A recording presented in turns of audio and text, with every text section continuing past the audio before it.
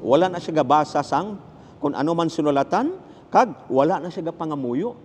So may identify mo gidya ang nagatuo kay Kristo sang sa wala nagatuo sa kay Kristo. Kag ikatatlo pagid mga utod nga say nga ra ka kay Kristo, nga gin-detach mo ang kaugalingon mo sa kalibutan, kag gin-attach mo ang kaugalingon mo sa kay Kristo. Now ang pamangkot, paano ikaw magtubo? Matubo ka lang mga kauturan kung ang tanan-tanan nga bagay sa kalibutan ginpangwa mo. Kag kung ginpangwa mong tanan nga bagay nga makadaot sa pag-alagad mo, ang Holy Spirit mga utod maupod si mo kag mamunga ka. So kung ara ka kay Kristo nga wala ka pamunga, base ang problema kay may portion pa sa kalibutan nga wala mo ginkuha. Mga abyan kag mga kauturan, importante gid kuhaon ta na kung gusto kita magtubo sa kay Ginoong Hesus. Now sa kaso naman sang katawan sang Israel, gusto sang Dios nga siya magalid out sa katawan sa Israel. Galing kay problema sa katawan sa Israel, wala sila magsubmitar sa Dios. That's why nga ang Dios wala na mahimo sa ila.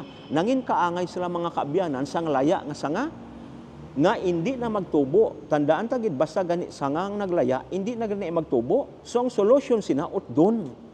Kaluluoy mga kauturan sa isa ka tawo sang Dios nga ginkakas sa source sang kabuhi nga amo si Kristo. Nga aging kakasya. Hindi na gusto sa Diyos mga kaabyanan, kauturan, nga kakason, nga aging kakasya. Bawod kay siya mismo, wala nagapaningwa sa pagpalapit sa kay Kristo. Pero ina mga utod, way nakahulugan nga ginsikway sa San Diyos. Kundi gintagaan pag sa gihapon tsansa nga magbalik siya sa pag-alagad. Pero kung iya nagid gusto ya nga hindi magbalik sa pag-alagad, ang Ginoo wala na sing mahimo.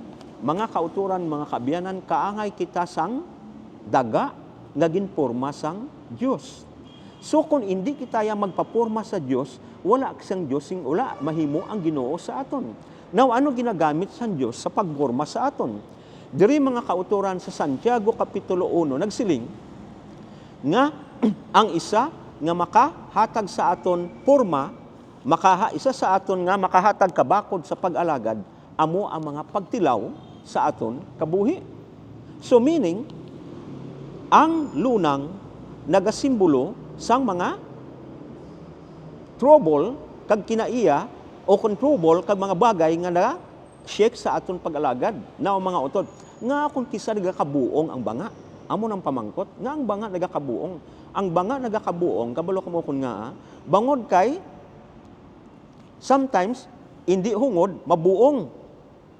Pero mga kauturan sa Ginoo yung mga utod, ginahungod sa Ginoo buong, agud nga, mapurma pagidsing nagakaigo. Kay ang isa ka tawo magsang Dios mga kauturan, kung hindi pagbuongon sa Dios ang iya tigipusoon, hindi gid siya mapurma. Hindi mga utod ang mga kauturan, ang bulawan o kung ang malahalon nga mga bato, hindi siya mga kauturan makuha kung hindi pagbukon. So meaning, kinanglan bukon siya, agud kuhaon yadto mga bagay nga makadaot siya pag-alagad. Ginabuka kita sa Diyos, mga kauturan, ginabuong sa Diyos ang atong tagipusoon. Sometimes, ang pagbuong sa Diyos sa atong tagipusoon, mga utod, sakit. Ang Ginoo nagagamit sa mga bagay, even iban nga tao, agud makarealize kita, masakit mga kauturan. Kaangay bala mga utod, kabyanan sang doktor, kinanglan operahan ka. Nga kinanglan operahan ka, kay nakita sang doktor nga amo na paaging mag-ayo ka. So kinanglan operahan ka gid. Amo man ang Ginoo mga kaabyanan. Kung gusto sa Dios nga ang iya karakter maara sa aton, buongon niyang aton nga karakter nga una, amo nang tawag sina detachment. I-detach siya kita sa aton una nga karakter, agud niya ang iya karakter nga ang iya kinaiya magupod sa aton. Kaangay bala kay Moses. Si Moses mga kaabyanan, mga kauturan, halin sa Ehipto, 40 ka tuig sa Ehipto mga kauturan, kag ang iya mga utod kinaiya nangin kaangay na sang Ehipto. Now ang ginhimo sa Dios, ginpagwa siya sa Ehipto, kag gin-training sa 40 man ka tuig nga bakiro. Mga utod, ag pagbakiro mga utod, hindi lahog-lahog. Kabalo ko mo kun nga, kay kung ikaw gani bakiro mga kaabyanan, isipon mo gid ang mga karniro. Kay once gani may isa ka karniro nga kulang, akigan ka sang imo nga amo. So ang imo himuon pangitaon mo gid na. That's why nga ang bakiro mga kauturan, anti siya pagwaon ang mga karniro, ginaisip yun na. Kung pila ka bilog, ginadalay sa pastuhan kag iya ginabantayan sa mga malaot nga mga sapat o kung mga dalitan, mga pintas nga mga sapat. Pagkatapos, magpuli siya gani mga utod sa turil, ginaisip yung manaliwat. Amo nang obra sang bakiro, si Moses mga utod, sa iya mga utod pag-obra sang bakiro, dito siya mga utod naka-learn sang ginatawag nga meekness, naka-learn siya sang patient. Hindi bala mga utod kanami, mga kaabyanan, nga antes kita liwaton sang Dios, bukon anay kita kaangay sang banga nga ginbuka, agud nga ang Ginoo ang iyang kinaiya magaupod sa aton. So ang tatlo ka sign nga akon ginmisyonar sini nga aga nga kinanglan kung ikaw nagaupod, mga signs nga ikaw nagaupod kay Kristo, kinanglan gapamunga ikaw. Gapamunga ka sa balaan nga espiritu. Pagkatapos ang identity mo ara sa kay Kristo.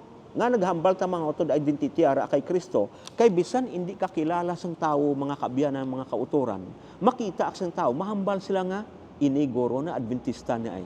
I don't know sa inyong mga kaabyanan, mga kauturan, kung bala nakabati ka mo amuna, nga hindi ka mo kilala sang tawo, pero nakita nila nga Adventista ka mo, kaangay bala kay Pedro, kaangay sa mga disipulo sang una, gapakadto pa lang sila ang mga tao naghambal, ini nga mga disipulo, sumulong no ni Kristo nga man. Nga nakahambal mga tawa mo na. Kay nakita nila mga utod ang kinaiya ni Kristo sa ila tagipusoon. So kung hindi ka makita mga utod sang imo abyan sagwa, ngara ka kay Kristo, but silingon, may problema sa imo pag-alagad.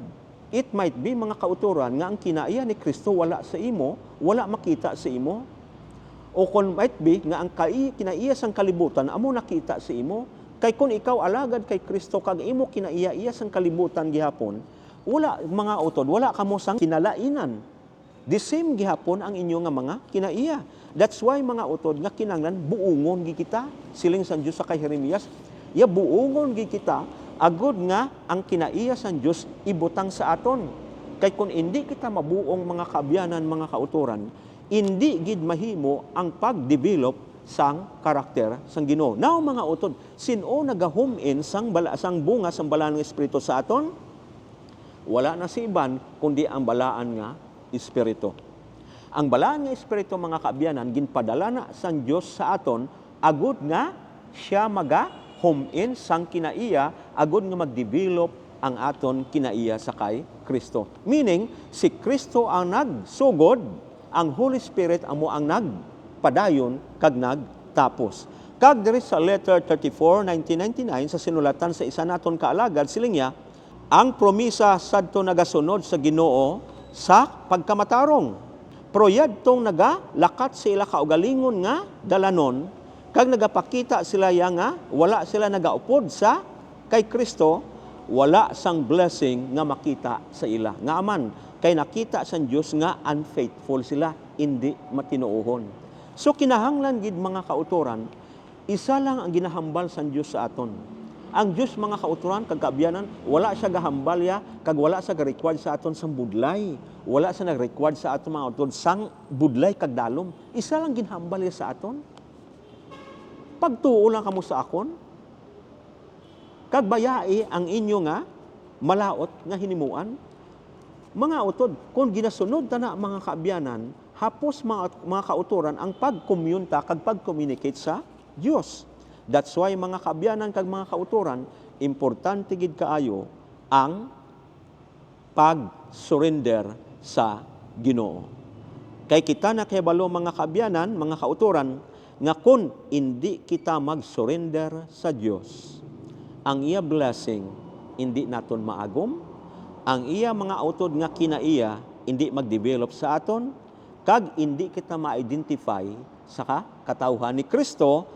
Kag lastly mga kauturan, kung ang kinaiya sang kalibutan ara gihapon sa aton, hindi gid kita mag-develop sa kay Ginoong Hesus.